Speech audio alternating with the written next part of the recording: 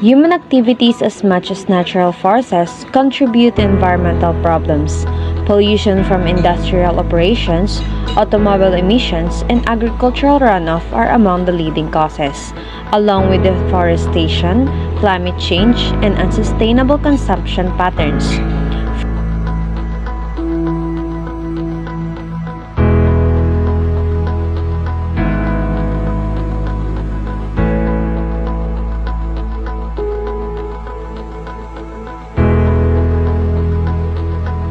Furthermore, population increase, urbanization, and inadequate waste management worsen problems such as global warming, biodiversity loss, and water scarcity.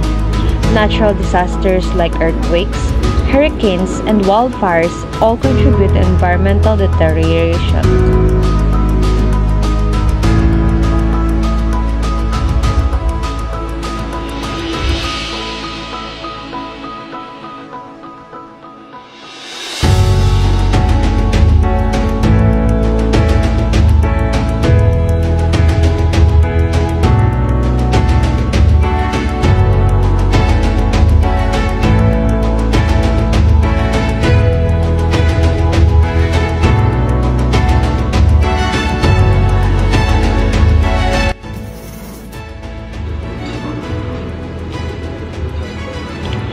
Environmental challenges have far-reaching implications, such as rising global temperatures, severe natural disasters, and disrupted ecosystems.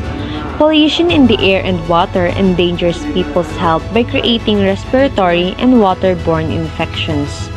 Deforestation and biodiversity loss disturb food networks, putting species at risk of extinction. Climate change has an impact on agriculture, resulting in crop failures, food shortages, and economic disruptions. Furthermore, environmental degradation pollutes soil, damages habitats, and endangers human well-being, threatening the planet's natural balance and sustainability.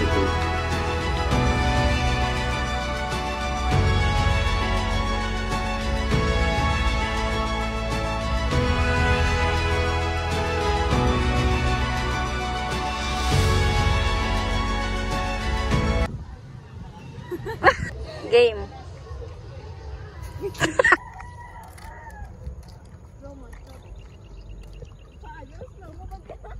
Lakad na mabilis.